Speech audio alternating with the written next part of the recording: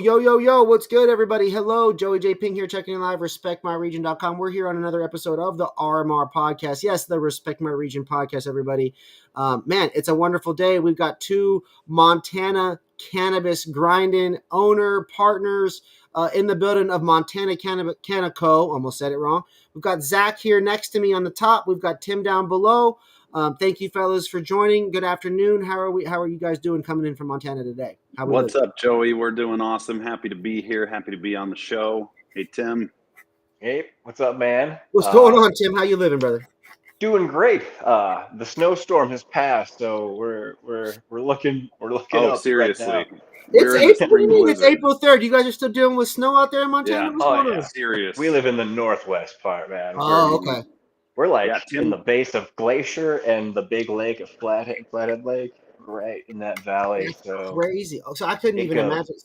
So people, I'm super excited to have you guys on. It's an honor. It's a pleasure to have you guys. I'm excited, as I was just saying offline, because not a lot of people know a lot about Montana in general. I'd say, and generally in America, it's one of the states that, it's not LA or Cali, or it's not New York, or it's not Florida. There's all this hype around so many of these other places. Montana is definitely slept on. And for a long time, being from Washington, we felt like Seattle and Portland in the Northwest was slept on. Then Portlandia, a couple Super Bowls, a couple Storm championships. Seattle's not slept on anymore. Let's just it's right, not on Seattle anymore. You know what's cool about Montana? We are the end of the line. You're not going any farther north. There's a country border there, and then we are in the Rocky Mountains. So anybody traveling west from the Midwest, they're going to hit those mountains, and that's the end of the line for shipping routes. Same thing coming from the West Coast. So Montana it's a destination place at the very end of the line. And what we think is cool about it, and what has always been cool about Montana, is we have some of the most scenic landscapes in the country. So we do get people from all over the world coming to our corner of the country, and tourists coming into Glacier National Park and recreating around the state in the summer. So we were very aware that there is a whole world out there, but we are definitely the end of the line in it. Something else, Montana's had a medical cannabis program since 2004. We were one of the earliest adopters. Wow, I did not know that. Country. Yeah. A lot of people don't realize that. Yep. You would think that this is a very conservative state. Only in lifestyle, I would say, we're what's known as a purple state. We vote red, we vote blue.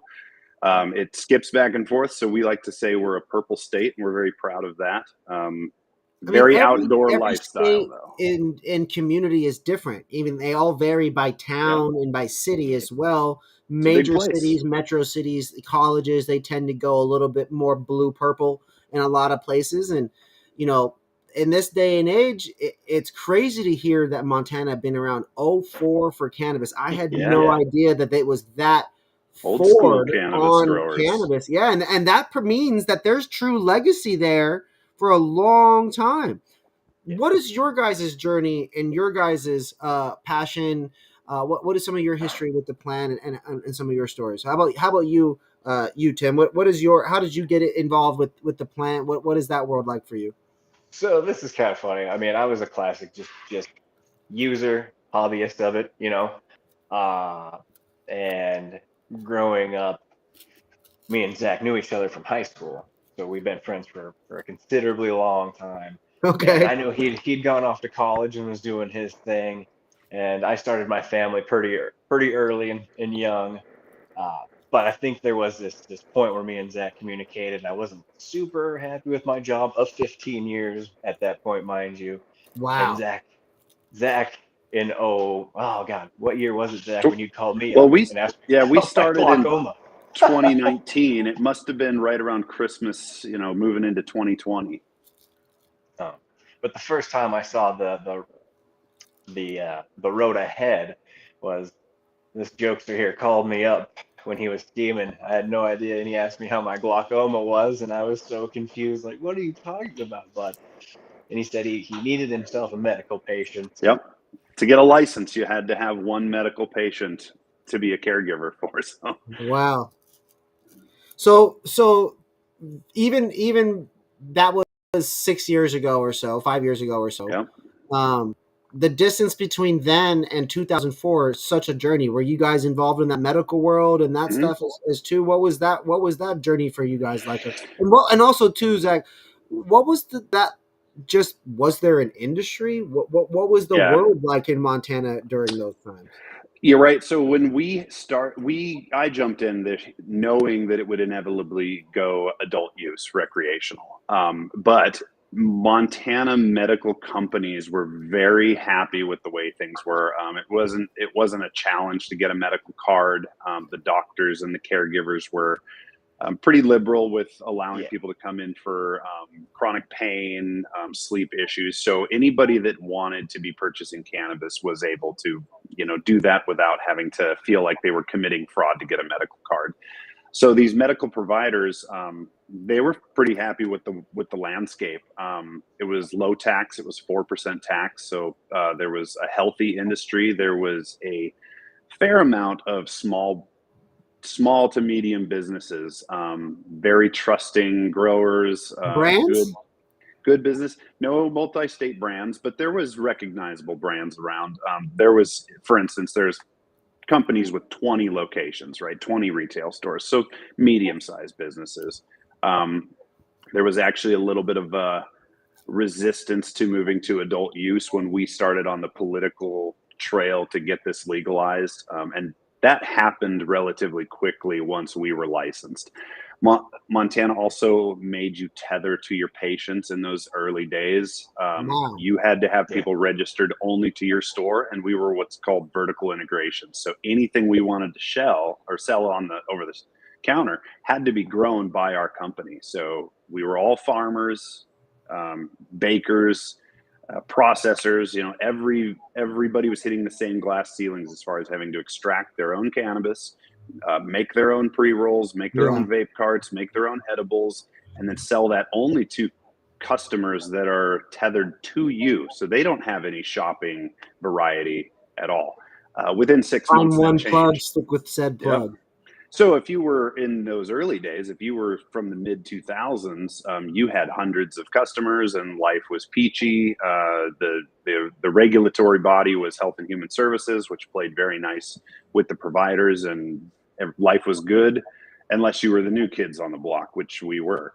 The state shortly untethered, and we went from, one patient registered to 200 within a few months. Tim's like, that was me. I'm that guy. And then within a year, we went adult use and went to 2,000 customers coming through the door. So we saw this rocket ship growth through those early years, and it was all we could do to, we were the growers, we're the bakers, we're the marketers, we're building websites, we're running the retail store, we're also putting in water lines and building new buildings and wearing, construction belts and putting screws in the wall and throwing dosatron units up and trying to dial in our harvests and our growing techniques. It just did not stop for, 3.5, 4 years, 7 days a week. And Tim, you're there at the retail store now. Did you have retail experience? What went into? How did we fast forward to this point where now we've got retail there and lines of products? I saw vapes, I saw flower, I saw pre-rolls, I saw all kinds of things available at the store, and many of which Montana Canna Co. That's a mouthful when you're not used to saying that. Yeah. Montana Canna Co. Some of them are your guys' products. You guys actually manufacture your own goods there and sell those in addition to other things. And so, how did all this come about, Tim? Luckily for me, Zach is a pretty highly intelligent man and a patient one. He's taught me pretty much everything I know. He has handed me down all the knowledge he has, and honestly, a lot of it was mine and Zach's hard work, just getting hands on and doing it. If you're not going to do it for yourself, who's going to do it for you, right? So right. We put in the time and the hours. Luckily, there was enough of a knowledge base where there's no substitute for experience either. We fucked a few things up, but no joke. That actually leads me. That's a good transition point. That leads me to one of my next questions. I was just wondering this, like when I talk to people in Missouri, when I talk to people in Illinois, oftentimes in Michigan as well, a lot of there's people obviously that grow for generations in those areas, and they stay there. And it finally goes medical, finally goes legal, and they get to participate. Whether they're successful or not as a business, it's not always up to them. But they try, and they do You it. are not wrong. But a lot of people come from Colorado originally, or they go to Colorado and learn. But 04, is Montana one of those places where people have been growing weed for so long that experience gets taken elsewhere, and now they came back for rec? Like, did you guys see people that grew there for a long time leave for rec and then come back? Personally, I didn't see anybody actually leave. If anything, those were the guys you sought out to try to gain their knowledge so you could apply it on a bigger scale. And it's like that's a long time, man. That's a lot of growers and over time to have been there in that market. 20 years. Yeah. Nobody leaves Montana for. I mean, I suppose your young generation leaves for opportunity, but when people have an established practice here, this is such a unique place. We're very balanced with 4 seasons. You have different activities for different seasons, and so the guys that were doing it really well, they didn't have the opportunity to blow up. So you don't have a lot of these Instagram famous growers, but you do have guys that have been sitting in the same spot, growing with the same dirt, growing in the same facility now for 20 years, and obviously before that as well. The people that taught us how to do this professionally, we never say their names because they're from the black market. They probably have put one foot in, one foot out over the years, but we just look at it like they passed us the fire and taught us how to do this. And even though every harvest we're probably doing fine adjustments on our techniques, we don't stray too far from their formulas. They were making world-class cannabis 20 years ago, and the only other people that were doing that in the United States was California and maybe other places, but it just didn't have a reputation for it. Montana definitely did not have a cannabis reputation, but you've got very talented growers all over the state. We're an agriculture place. Right. It feels almost like, in a world where so many things are fighting for our attention, it doesn't feel like Montana's ever really tried to enter itself into that fight for attention outside of just existing and being beautiful naturally, right? Yeah. There's this attitude, as a lot of people watch Yellowstone. What Yellowstone did very good was capture the attitude. So Montanans want to keep things secret. They want to find something that's pure and golden and keep it from being spoiled by outside influences that would corrupt that. So yeah, if you've got something good, you're sharing it with your friends and you're keeping your mouth shut about it. It's the secret so cultural, hole, it's almost comical, to be honest. It's very Montana. I love that, man. And here I am, the antithesis of that, which is, I love things so much, I think everybody should know about it, until it's like, hey, don't tell everybody about it. Luckily, these shows are about increasing patient access. When people go to Montana and it's recreational there, they're able to pull up. What town are you in? What's the name of the city? What is that whole realm like? Describe it for people. Where ahead, Tim. Is that and what's it called for people? So we live in Kalispell, but Kalispell is just one little town in the Flathead Valley. So we live in the Flathead Valley, and we have, most people know of Whitefish because there's a pretty renowned ski resort in Whitefish, but Columbia Falls would be the other one, and just up the road from there is Glacier Park, and just south of us is Flathead Lake, which is the biggest freshwater lake this side of the Mississippi. Also, west of the Great Lakes, I believe. Yeah. So just being in that bubble of all of that, we're very outdoorsmen, very. What do people do? Yeah, I mean, my grandparents were just here. They always tell me about these trips to Montana, and I've got family out there now that they just alerted me about. And you talk about those 4 seasons. You talk about these different activities. Do you guys notice that the trends for the products vary season to season? Are you seeing trends in strain vary season to season in activities as well? Yeah, what you got to notice. So if you were to fly in here, you'd fly into Glacier International Airport. And depending on what time of year you come, it's going to be radically different. But the Montana when I close my eyes when I think of Montana, it's blues and greens, blue sky, blue water, green grass, trees everywhere, amazing lakes and rivers. So in the summer, that's your height of tourist activity. Our town goes from about 100,000 people to, in the span of 3 months, 3.5 million people come through here. So it blows up. Lots of restaurants, lot of service industry, activity going on. So how many months out of the year is it that popping though? 3. When the kids are out of school, people come here, over summer vacation. So it's June, July, August. September's amazing. Well, that's when we want to pour some gas on something. That's when we're all fighting for a part of that pie right there. When we can get people in the shop and buying some weed.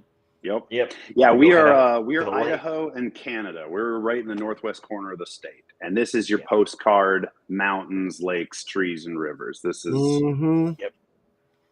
I love that, man. Okay, cool. So let's talk about this, guys. Like we're all outdoorsy people. So if we were gonna, I grew up camping and fishing and all that kind of stuff. I won't say that I am now. I live in LA and I podcast on my computer now way too much than I ever thought I'd be doing. So I'm not as outdoorsy as I used to be.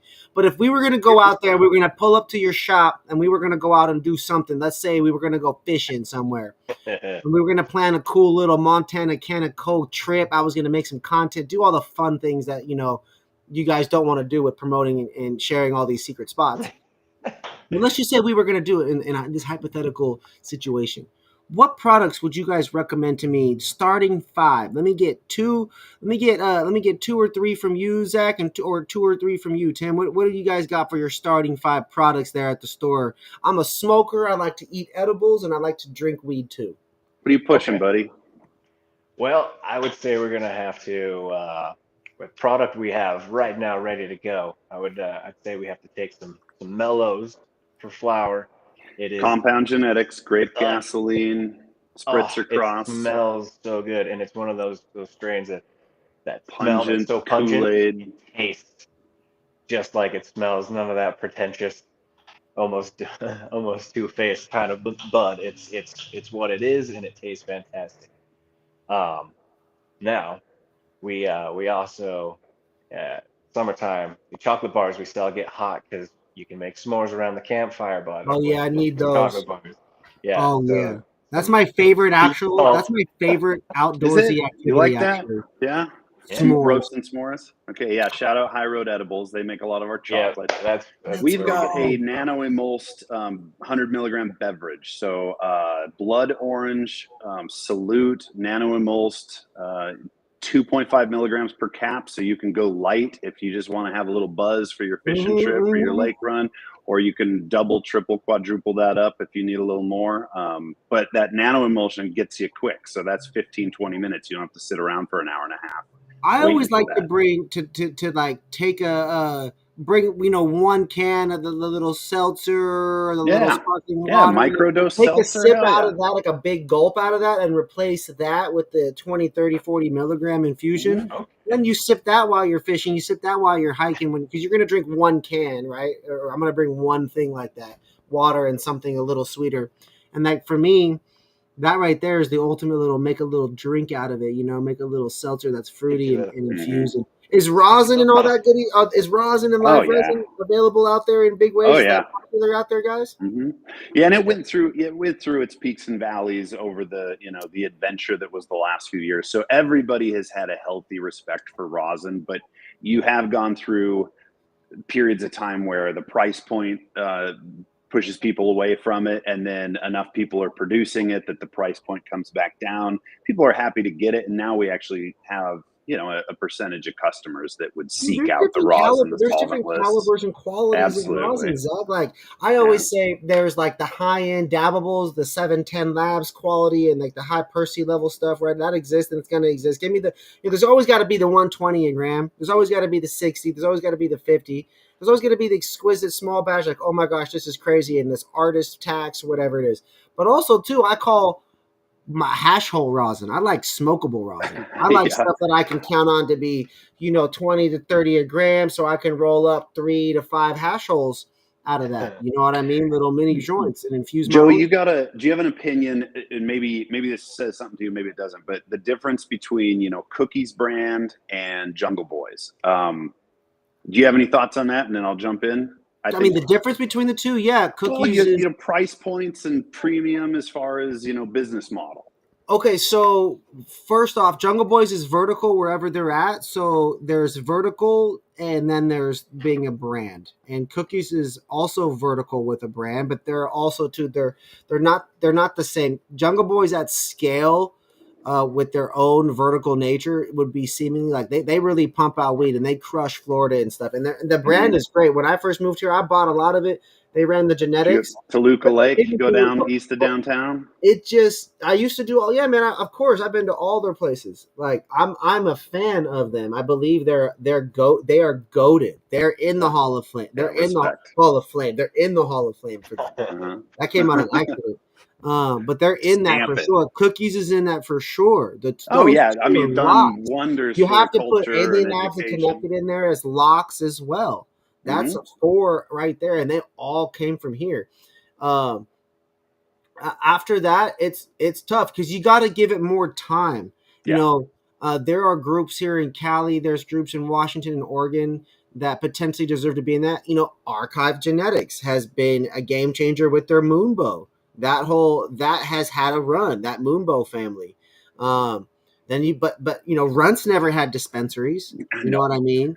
There wasn't gelato. I mean, there was Sherbinsky's dispensaries for the gelato stuff, but it didn't end up being as successful as the Cookies things because everybody has their own journey. But there's a lot of great brands out there with great strains, but to become your own super famous breeder like that, it's tough. You got to hit. The best brands out there have to use your gear for you as a breeder to become known. Exactly. And Montana doesn't have that. We're in downtown Las Vegas. You're seeing 60 customers an hour. We're seeing 60 customers a day. So is that just because of the town or all the towns and cities like that? What about where the Montana universities are at and all that kind of stuff? Missoula, Montana per capita has the most dispensaries per capita of any place on planet Earth. Wow. So even though you have more people coming through, it's then in those locations, divided you across have that it divided number. out. The math there. We are, and the reason I brought up, Cookies versus Jungle Boys, we set out to create really quality products, but something that we would like to say we have $120 rosin as an option for people. But the fact is that even if we produce that, it's going to sit on the shelf. So we've had our premium, amazing strains, the ones that put us on the map, and people say you should be charging more for this. But we want our customers smoking the amazing strains. We don't want to price anybody out of that. So I always thought the tiered prices was sort of a dishonest way to sell cannabis because you're pre-packaging a lot of your premium stuff, and then it's a higher price point, so it's sitting in that bag longer. It's not as fresh in some instances. Well, not always a bag. Don't forget, Cali has jars. Jars boxes. And nitrogen packed for sure. But then the boxes kind of reverted back up into Washington and Oregon slightly. But that's not, boxes, yeah. Well, jar and a box, in a box, okay. Sure. And then there's level to the jars, right? Like this isn't a high end custom etched. That's a beautiful looking. That is. That's trop cherries in there. You got some way different coloring going on in there. Yeah, I know that's a fun one. But the point being that's not your standard jar like anything else, So it's like then you got to think like. What I would do, fellas, is if I had the money, if I had cash from the dispensary and I was able to do my own brands of products and we were able to test things, you do small batch and you do that you do R&D runs, and the best winners of those R&Ds, you do run small batch of that. And then you turn that into high-end rosin, then that's high-end rosin. That goes into carts, then you got high-end carts. Then a little bit of that goes into some kind of custom, maybe RSO if you're lucky, or some kind of custom something else if you have excess, but most likely you're not gonna. Just because the yields doesn't go well with that rosin space. But we ran some 79 micron, beautiful patella hash. But if we, you guys got patella hash. That's the highest end stuff that exists, right? Yeah, and who has that? So I don't see that at any dispensaries here. That's for sure. It's limited drop. People trying it, so we can price it, a couple bucks a couple bucks above everything else. But we want people trying that. We want to see if they have a discerning taste to make it worth continuing to produce. Do you guys do events where people get to try stuff out there? Is that allowed in Montana? No, it happens. Both of you guys make the same face and noise. But no. Montana, what's going on? We need events. Come on. There was a healthy event that ran for, I think, 9 years, our Big Sky Montana Hemp Fest. And there was a lot going on there. Music, bands coming in. But the political situation in Montana right now is fairly hostile to the industry. And so you have to balance, like, are you sticking your neck out, or are you, even if it's legal to do so, even if there's a loophole to do it, or are you minding your P's and Q's under the guise of your state inspectors and staying in the lane? And again, there's so much attention on us, and it's such a balancing act to walk those lines that we just have a rule at our place, like under our roof, everything is done by the book 100%. And it just makes life a little easier. Of course, but you forsake a bit of the culture for that.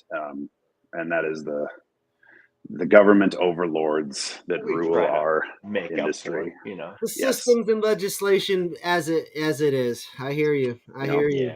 Well, we've all worked really hard to get the program where it's at. And Montana there's some states, California, that have butchered their cannabis programs.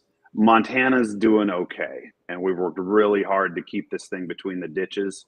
So we just got to be careful with it. Who are some of these brands that represent Montana cannabis at a high level? Maybe it's flower or vape. Like, if one of these brands if 3 brands were to become MSOs because they were successful enough in Montana that they could expand, or maybe there's a brand somewhere else. Maybe there's a New York manufacturer that wants to bring someone from Montana out.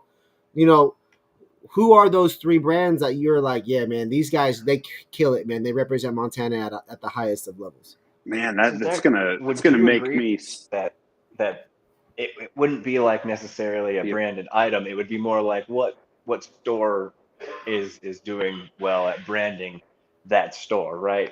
I wouldn't call out and say, or specific products. Are all the stores? Do they have brands like you guys, and you guys all settle each other, or what's that situation? We do now, but that's very new. That's only for the last 2 years. There's a B2B business now, but in 2021, all the way up to January 2022, it was vertical integration. So you did only. So that's that's more like Colorado than anything else to the west. You had craft breweries. That was still what the landscape looks like. We are a craft brewery. We're not even a convenience store with a lot of brands on our shelves.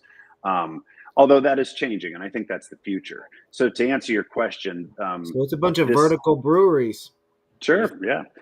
But I like what happened in Canada. Craft killed corporate those first few years, which was really nice. And we saw that as well. People were coming to our store to buy our products grown by, Tim and I and the rest of the team. Now that's not going to last forever. And we don't have rose-colored glasses on that's the future of cannabis. But I do think it will continue to operate like a craft brewery. So there's some great companies out there. They don't necessarily have recognition on their products, but the Salute microdosed beverages, that's a great product for people. There are some brands, High Road Edibles, that has their product in I'd say at least half the stores in the state. But they also have their own store too, just like you guys. That's how that works. They do not. Okay, so there's again, this is something that changed in the last couple of years. Yeah. Cool. Okay, so that right there, more innovation, more opportunity for people. So here's a question that I haven't really thought to ask other people yet. And shout out this Trop Cherry from Washington for inspiring it.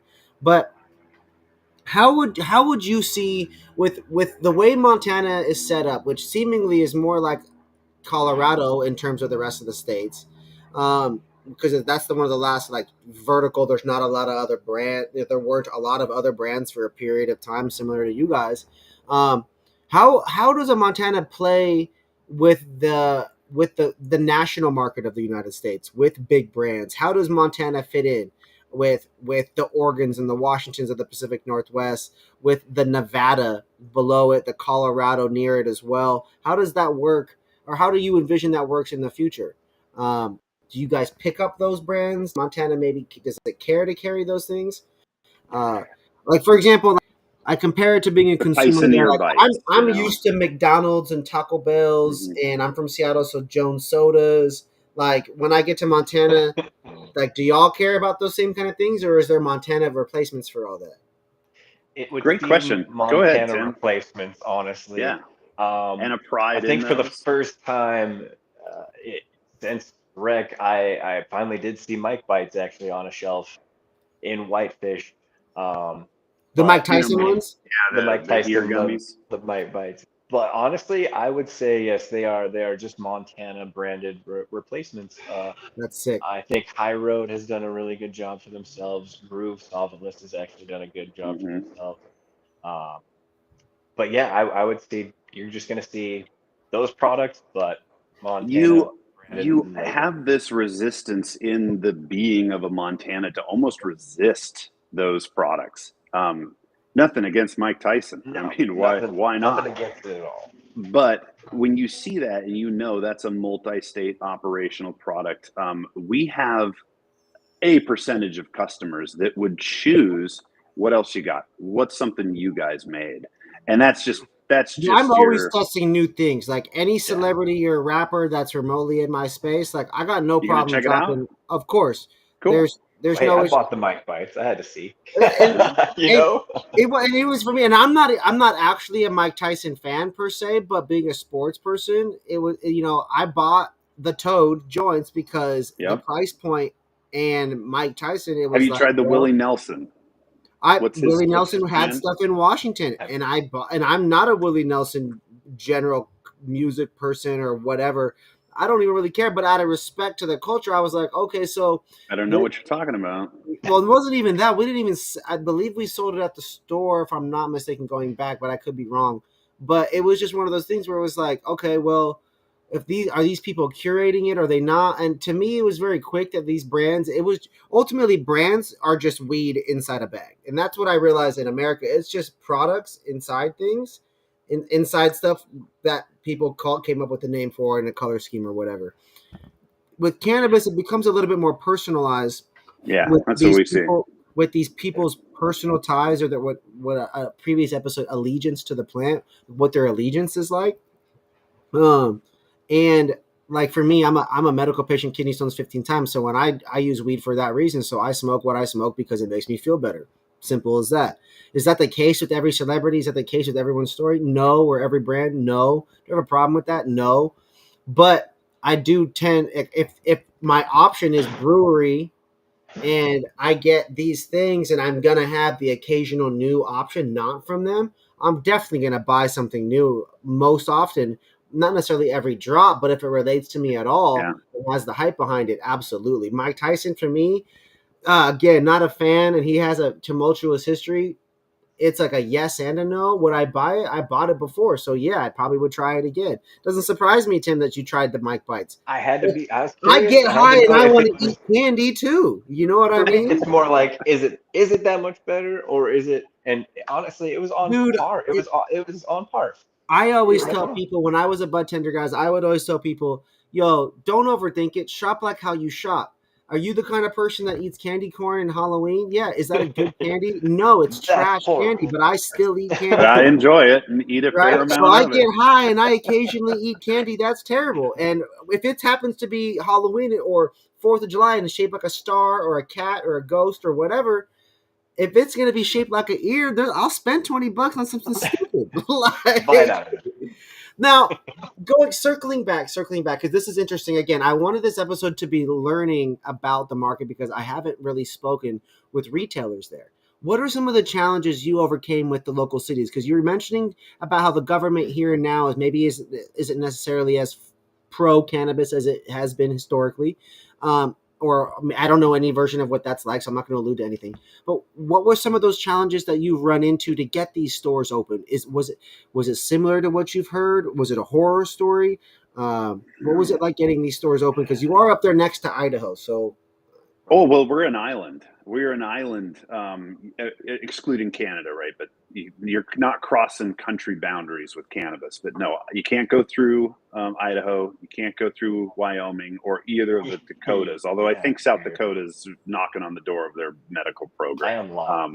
But no, we are a landlocked island for cannabis up here. But it's also, again, this is part mentality and part exaggeration, but this is still the Wild West. So it was not difficult, especially in the medical years, to get rolling. It's a can-do attitude, and the regulators see that as well. Hey, if you have the drive to do it, go do it. You know, young men, go forth. It was more, how do we take that Wild West attitude and be professionals? So it was the hiring pool. We all have to be badged. You have to, you're not able to just hire somebody off the street. So when Tim wanted to come work, he had to go give his fingerprints, pass a background check. It's like a full background check industry kind of thing. Do all that good and then we didn't want to just throw up a stall and sell weed out of it. How do you bring an established professionalism with the knowledge, with talking about terpenes to a customer base that is coming from buying off the street for forever, minus your medical patients? But how do you bring, that was the challenge, is just how do you stay true to your roots but also pave the way for the future? Because our motto was, we want to make this accessible to your PTA moms as well as your legacy stoners. And we have, on the first day of adult use, we had politicians coming in the store. And of course, give me a tour on the busiest day we've had in our existence. Show us how this stuff works. And, right. But we've kind of taken it all in stride. It was more just this big learning curve of building and bootstrapping a company as we're going through these rapid changes, which you saw incredible success, and then you saw extreme regulation, and just trying to stay agile amongst changing requirements. And a lot of money goes out the door too, with different packaging, child-proofing things, getting approvals on how we sell this product.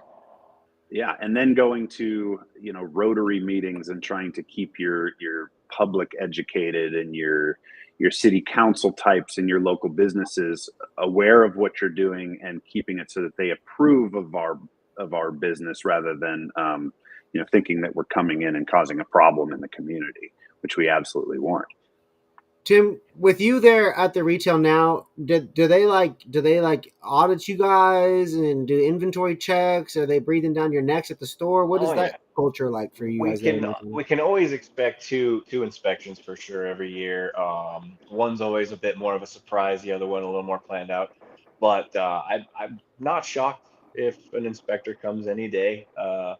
We help them with whatever they need. If they're actually pretty good about letting us tend to the storefront as a priority, but yeah, they'll ask for certain SKUs or our metric tags, and they want to see that product and how much of it we have, and they do make sure that our inventory matches. And there's definitely sticklers on that particular item, but the constant change of rules and regulations is something I find to be a little more frustrating. I'd like it to get a little more concrete. That way everybody can be on the same page.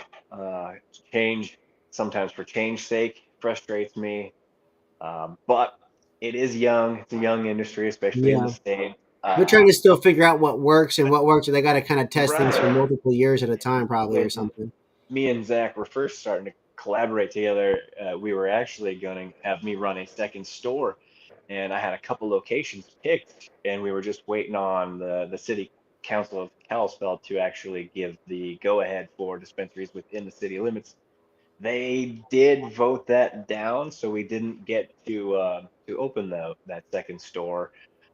It kind of worked out in a sense, because then me and Zach just went to work together in this location, and we've been working ever since. That's dope. Oh, do you guys have plans for more? You guys have, what do you guys got coming up the rest of 2025? And we're just starting Q2, so what's coming on the horizon for y'all? Sure. Actually, it's a great time to bring in our exciting thing. But right now, from a business sense, we're just in that holding pattern, flying until the legislative session is over, because you can't move forward with any confidence when something could get changed, something significant could get changed next week. But last year we had licensed, a second farm, a 12,000 square foot, monster farm with a lot nicer kitchen and everything else.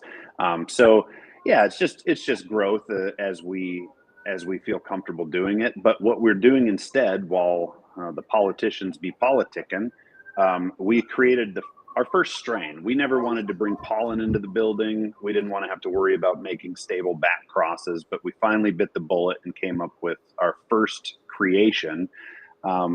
Tim actually thought he had captured lightning in a bottle with these two strains that he wanted to cross. And I was always against it, because I wanted to be able to guarantee that what we were doing was a minimal risk to our current operations, which we live and die by, but also it had to be something extremely special. And how are you going to make something in Montana to make an impact across the nation or the world of cannabis? So it had to be something local, and it had to be impeccable in quality. It had to be that unicorn. And so Tim took it outside the boundaries of our operation and grew this strain in a greenhouse and stabilized it, and then brought it to me. And he was so adamant, dude, this is the future. There is a spot for this strain in the landscape of marijuana. So before we brought that into our operation, I made him name it. And his criteria was, it's very fruity, so it has to be fruit. And my criteria was, it has to be local. It has to say something about the place it came from. So Tim, I'm gonna shut up and let you tell the rest here. And do we say some of the ones that didn't quite land? We can get to those after. All right. So I landed on A River Runs Through It. Just an homage to not only the book and movie, but that is such a. Have you watched that yet? No. Say the name again. Well, A River Runs Through It. But have you watched or seen A River Runs Through It? No. Classic Montana story, man. We might have to send you a copy of that just so you kind of know what's going on. Send me a link at least. This goes bigger than the stuff the Montanans know. But this is Brad Pitt movie from the early 90s, Robert Redford. It's okay that you don't know it, but everybody within the state line knows that movie. So when Montanans hear A River Runs Through It, or in our case, A River Runs Through It, it's a straight bullseye for a strain name. So we've got a very fruity, woodsy, very Montana cannabis strain that we just are putting out, and that will be. So how does Montana make its mark in the landscape? If this goes legal and you can buy your weed in Amazon and be FedExing this around, who's going to buy a Montana brand over a California brand, right? Los Angeles and the Emerald Triangle. If you could buy weed from anywhere in the world, wouldn't you pick a Cali brand? Maybe, and probably. Yeah. It depends. It depends, because it gets to a point where you're going to try the same stuff, and this is where we want to explore. If I got to, people like to order. Like I got hit with an ad the other day, Zach, that was about snacks. You could order custom a snack box by region, and so I could get snacks from Colombia, snacks from Korea. And things like that. And so why wouldn't I want to get a variety? Try something from Colorado, from Montana. That would be the ultimate thing for me to get subscribed to have just 12 months of different weed. Like, are you kidding me? Like, hell cool. Yeah. Yeah, that's it right there. Well, Montana's got some street credit. We are not your first and foremost place that you think of when you think of cannabis, but Montana is always respected, but not first to mind. And so we've got, things like medicine tree, and you've got Native American culture up here. You've got a healthy outdoor lifestyle. You've got work ethic. You've got really good people that are brave and courageous. Everybody grows up here knowing that there is a wide world outside of the state. So we're appreciative of where we come from, but we're looking for influences from outside and constantly being influenced and out financed and everything else from other parts of the world. And so when you grow up with that awareness that you are the underdog, when you're coming with your work ethic or your product, you're swinging for the fences and you're bringing something to the table that's going to rival the people that didn't have to work as hard as you did. And so that is, at least if it's not known, it's understood about Montanans and Montana products. So when this goes federally legal, if we're going to play our game with the rest of the country, we're coming out with something like that, something that is going to be, a top quality product every time at a fair price point, and you're getting some of that awesome Montana energy with it. And that's A River Runs Through It. You guys also have other products too. I saw things outside of flower as well, right? There was grapes, and I think I saw edibles as well that you guys manufacture. We make it all. We just don't do things on the scale that would be competitive. You do have other companies in the state doing that. Dancing Goat is making a lot of really great products. Groove Solventless is making infused pre-rolls in awesome three packs in a tin. Really slick sliding, beautifully marketed box. So we do everything. We're making caramels and gummies. We're making our own vape carts, our own concentrate. We're just doing that, 5,000 units at a time. That's our test batch size. I don't know that we really have ambitions to go above and beyond that in the immediate future, but certainly some brands up here do. As soon as the guardrails go down over state lines, they'll be moving stuff into interstate markets for sure. Absolutely. I have just two more questions for you guys, and then we'll get you on back out of here, man. I know you guys want to get outside and go back and go do some outdoorsy stuff, go hunting or something. Oh man, we're having fun. We'll go fly fishing. Oh yeah, see, or go fly fishing, all that kind of good stuff, man. I'm trying to go get some tacos myself. So this is what I'm thinking, you guys. What is one thing people have to try when they visit you guys, and what's one activity they should go do? Well, luckily with our location, man, we're out west of town on Highway 2, and if you just keep trucking down the highway, you're going to run into half a dozen to a dozen lakes. So I would say you stop in, maybe get yourself some of that Mellows or Don Mega indica flower that you want, and then I would head to the lake in the evening time, start a fire, and start a campfire, come down and sit by the lake. If you got an acoustic guitar, definitely bring it. If you got your flat rod, bring your friends, bring your girlfriends, watch the stars come out, jump in the lake, sit by the fire, and enjoy Big Sky Country. What about your products, Zach? What are you picking? Are you gonna laugh at me if I say I'm picking a Blue Dream joint? No, I love Blue Dream. Blueberry weed tastes delicious. We've got an awesome cut of Blue Dream. For years, I didn't, the first year I didn't have analytics on this. So we would sell out of it and, we're out of our Blue Dream. And when we finally got our analytics system, it backtracked to the company inception. And we were like, dude, we sell more Blue Dream than anything else. And it's America's favorite strain. So I like the Blue Dream, get you a little bit of energy. I do appreciate the flower. There's nothing as convenient as a vape cart, but I want to taste the flower. And I think we're in the heyday of genetics right now. We have breeders pushing the limits of what this plant can do as far as terpene, taste, flavor, potency effects. But I'm still sticking with that tried and true Blue Dream. Nice balanced high, pre-roll or something out of a bubbler. And I think that lends itself to having a really great, maybe slightly introspective day. That's fire. Now, we were talking offline briefly before. We didn't get into this. Tim, what was this about you being a driver, a racer? What was all this stuff about the car? Tell me a little bit about that. What is all that good stuff? Did actually get to drive for 5 years. There was a large group of guys. After marrying my wife, I got to hang out with my brother-in-law a bunch, and he took me to the racetrack, and I always heard him talking about driving, and when I got there, no joke, there he is. This is a race suit, and he hops in this car, and I'm like, oh, you gotta be kidding me. And I was hooked. So after a couple of years of hanging out with these fellas, they were like, well, you gotta get into one.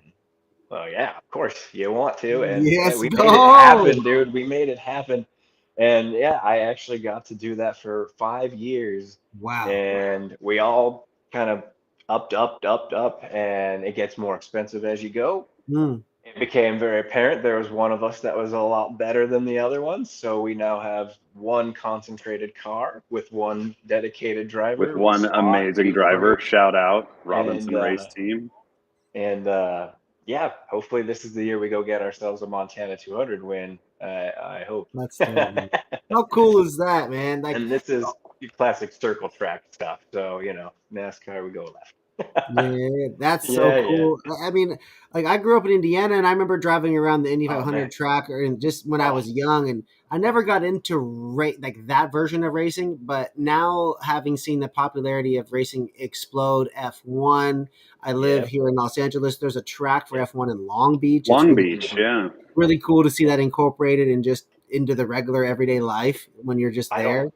I can't say I would have gone that route if it weren't for actually meeting somebody doing it and being that hands-on. It wasn't anything I sought out. It's like I didn't choose the race life. Well, when I go to Montana, I gotta time it with a race with you guys, and we gotta smoke some weed and racing. We'll go to a baseball game. I'll teach you how to fly fish, bud. Let's go. Yeah, I mean, you got family up here now. You gotta come. Come on, man. Well, hey, fellas, I really appreciate your time today. It has been a pleasure getting to learn about Montana's cannabis industry, the culture, how just the lay of the land. I think it's important for people to get a better understanding of the verticality that's going on there, the limited brands that are there, but there's also growth and innovation and expansion there happening. There's really good weed up here. There's really good weed there. I think, as you guys were saying, there's 4 seasons, there's different activities, there's different weed.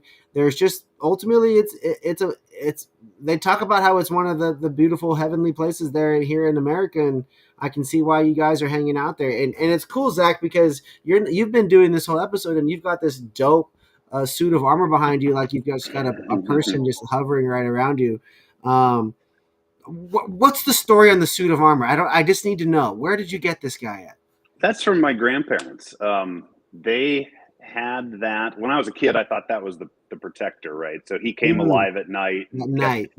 Strode the halls of the house and made sure nothing bad was coming in. That's Sir Lochinvar, and he went from protecting my grandparents' house, and they passed away, and now he's watching over my kids.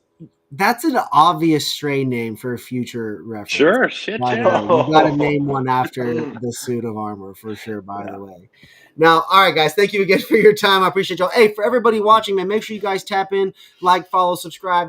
Fellas, the website is montanacannaco.com, correct? MONTANA CANNACO.com. There's a lot of great information out there. Before we leave, I am going to just go ahead, just because I can, I'm going to screen share on the website just because I got it pulled up. And bam, there we go. Yep. Make sure guys. There's a lot more going on our Instagram account, which is Montana_Canna_Co. There's links on the website. But Joey, thank you. It was awesome chatting with you on the podcast. We look forward to coming back. We'll be on talking about politics next time, or maybe we'll see you this summer. Yeah, who knows? I don't know where the journey's going to go. We're trying to get ourselves, we're trying to get some videos and stuff going in these different places. I've never been out there. That could be a dope time to come make some content with y'all. Man, it's been a pleasure, Tim. Thank you guys. Cheers, brother. Well, Montana